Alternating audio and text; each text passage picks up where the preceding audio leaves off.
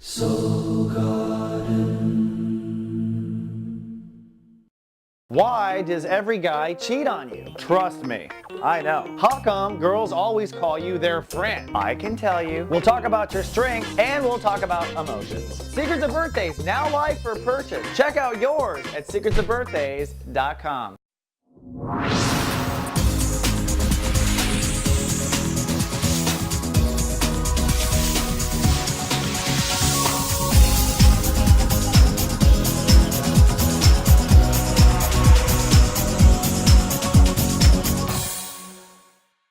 Namaste and welcome to Soul Horoscopes Orbits Edition. From my webcam to yours, I'm Christopher Witecki, your astrologer and soul biographer, here to help you put the pieces of your soul biography together.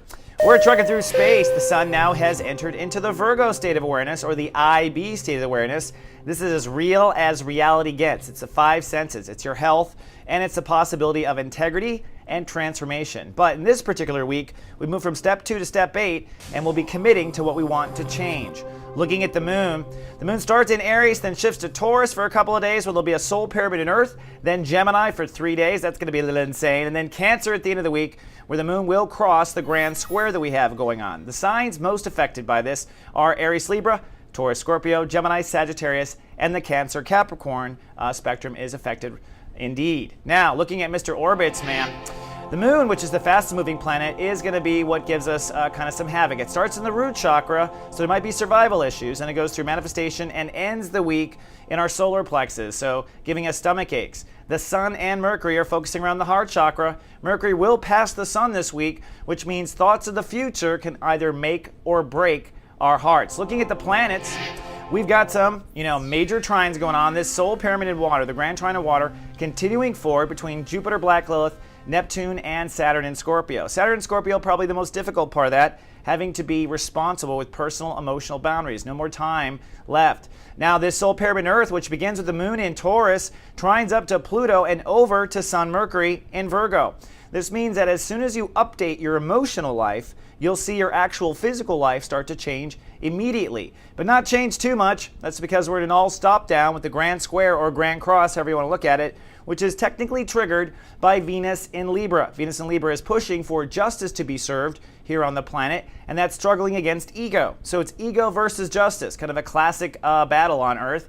And of course, Jupiter, our emotions, opposing Pluto and Capricorn, the rules. So emotions versus rules, ego versus justice. This pretty much holds the traffic up on Earth. Nothing's going to change for a while, at least not in business plans, etc. Probably until after Labor Day weekend. And this grand cross or grand square is really the reason why. You can see here the moon will cross through Cancer at the end of the week. That's where it crosses that grand square again and crosses Mars and Jupiter. So leading up to Lightcast Day next week.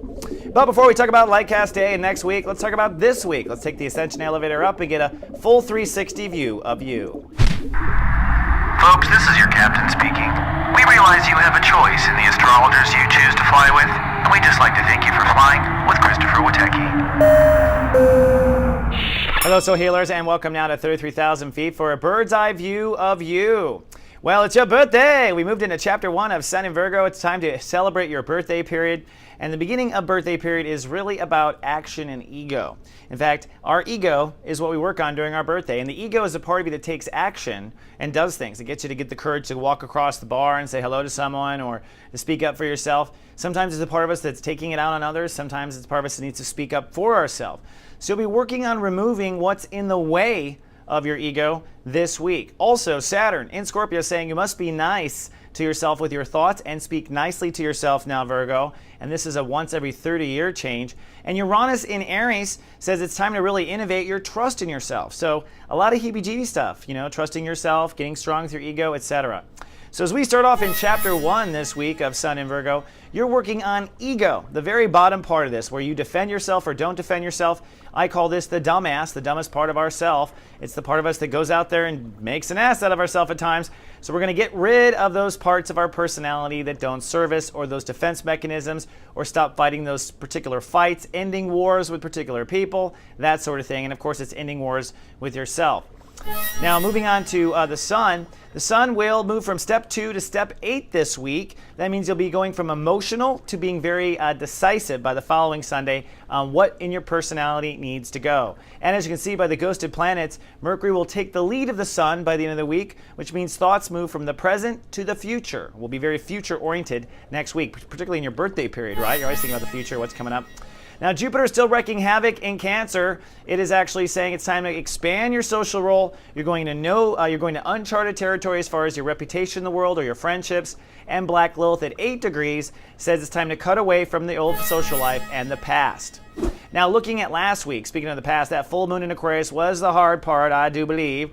This was a huge tug of war between inner faith and actual reality. Might have been a really difficult last week where you had to just build that inner faith or to connect that spiritual practice or come to a completion with it so you feel good about yourself. But this week, the sun moved into Virgo over the weekend, and hopefully you started to kind of thaw out from last month's drama. This week, it's going to be a passionate, as you can see, complex week. We've got massive changes going on. On Sunday, it starts with the moon in Gemini. That makes you very kind of career-focused, legacy-focused. Actually, the moon is in Aries. Forgive me, I just went totally blank there. The moon is in Aries on Sunday, forgive me, which triggers you with trust and intimacy issues and hits that grand square going on, or that grand cross. So you really might feel paralyzed Saturday and Sunday. Then on Monday, the moon goes into Taurus and things open up. They allow you to kind of expand your beliefs and feelings, and the moon will create a grand trine in Earth. So on Monday and Tuesday, you're really processing a lot of updated beliefs. And what's going into those beliefs is also your ego changing on the one hand and your personal dreams on the other. So you're really aligning on Monday and Tuesday what your heart really wants, what you really believe, and where your ego is with this. Are you really just, act on these things with your heart or not act on these things? I think that's what's going on. But then Tuesday we have that quantum breakdown. That's because we have a breakdown with the sun, so your ego might just throw a total shift fit. All right, but at the second time, Jupiter is also breaking down, which means it might be bad news in the world or a response you weren't expecting or a friend turns on you or something like that that actually triggers the ego to break down. So Tuesday is definitely a breakdown. There's a lot of lightning going on in the skies, and the moon is just exacerbating the situation. I think being in an air sign, Gemini, just lighting things on fire. It may also be pulling it all at work too, so work, social reputation, and ego, all three. But Wednesday, things do kind of cool off just a bit. It's going to be a Mercury ruled day. You'll be able to break through. You're going to start to think through the future and start to understand what's going on. Thursday, though, your ego is smiley again. So another way to put this is you might get a really big zit on your chin on Tuesday, and it'll be healed and off your chin by Thursday. Okay? Keeping it simple for the teens out there. So Thursday, things will feel better, and Thursday's a day. If you get into a fight with someone or an argument, I wouldn't even try to make peace until Thursday. Just saying, there's a lot of learning that has to go on.